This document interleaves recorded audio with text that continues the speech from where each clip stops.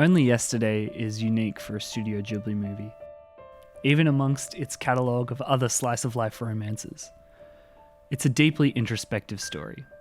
The portrait painted of the main character, Taiko's relationship with her younger self, is so earnest as to be effortlessly sympathetic.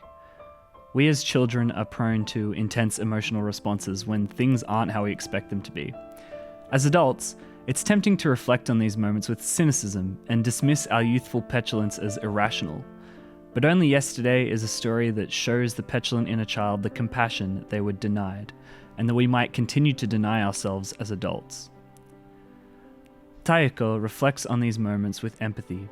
The 10-year-old version of her, whose spirit still inhabits her mind, was, as all children are, simply confused and misunderstood. Taiko, in particular, is shown to have been a victim of corporal punishment and emotional manipulation at the hands of her family countless times. However, as an adult, this is something that she both understands and is at peace with.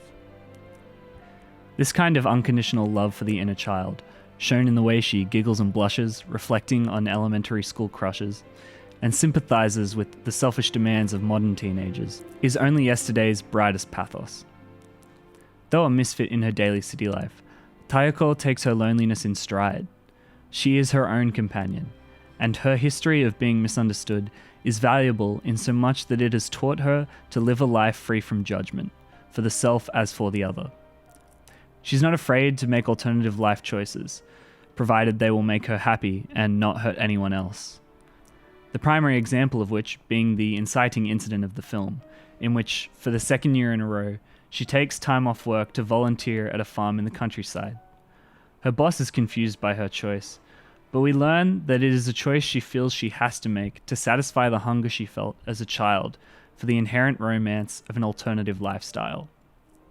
Toshio, the organic farmer who takes care of Taiko during her stay in a regional town of Yamagata, has clear feelings for her. Also clear, however, is the tension of uncertainty that rests in Taiko, which would make her hesitant to fall in love regardless of whether the feeling was mutual or not. Taiko, thus far, has thrived on learning to manage herself through independence. Though she is confident in her ability to make decisions for herself, that confidence rests in the knowledge that those decisions are hers and hers alone. A committed relationship would risk reintroducing the overwhelming feeling of alienation she felt from her family and peers as a child. This is why, once the other farm residents confront her with the prospect of marrying Toshio and living in Yamagata, it brings to heart a great distress in her. She runs away from the scene, walking the streets to collect her thoughts as it rains. She is uncertain of what she wants, and finds no resolution in the thoughts and actions of her younger self. It's tough, she's afraid of getting hurt. Toshio finds her and offers her refuge in his car. The two begin to drive. Taiko's troubled heart has brought to mind the story of a boy from her youth. The boy was transferred from another school and assigned to the seat next to Taiko in class. He was unkempt, foul-mouthed and angry, with a constant look of misery on his face. He was mean, but only to Taiko. To others, he simply wouldn't interact. But with Taiko, he would refuse to shake her hand even when tradition compelled him to. Taiko reveals that she hated this boy for never shaking her hand. She was, and has been all this time, confused and frustrated by his animosity, but she never once told him. She never confronted him about it. This relationship haunts her. She wonders if she is truly a kind person. After all, she felt she hated this boy, but she was only ever nice to him. In this moment, with her mind and heart in knots, she concludes instead that she is not kind, that she only ever feigns kindness to avoid conflict. At this point, Toshio chimes in. He resolves a great deal of the tension by revealing that the boy was mean to Taiko because he wanted to feel tough, but he was afraid of people disliking him. The only person nice enough to tolerate his abuse and make him feel tough without making him feel like he didn't belong was Taiko, so he targeted her. It's hard to express in words, but it's clear that this new perspective resolves an internal conflict in Taiko's mind, easing her pain. She wonders how this man next to her could be capable of understanding the things that had caused her mind so much distress in such simple terms.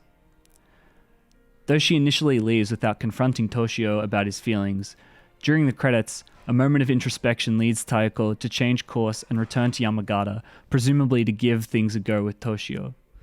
It's a sweet ending that will be hit or miss depending on your feelings about the chemistry between the two characters. And though I myself am uncertain of my feelings in that regard, what I am certain of is that I enjoyed this movie. I tend to love movies about weirdo, humanist, introspective people who spend all their time thinking about love and relationships. And this movie scratched that itch something fierce. This choice to star a conflict-avoidant, introspective protagonist makes the film reminiscent of one of Naoko Yamada's various productions, more so than any other Ghibli movie. The use of a desaturated watercolored aesthetic for the young Taiko scenes adds a certain momentum to the film as you adjust switching back and forth. It describes the innocence of youth that made everything seem pretty and romantic, and how, through age, that lost beauty is exchanged for clarity with less heartbreak.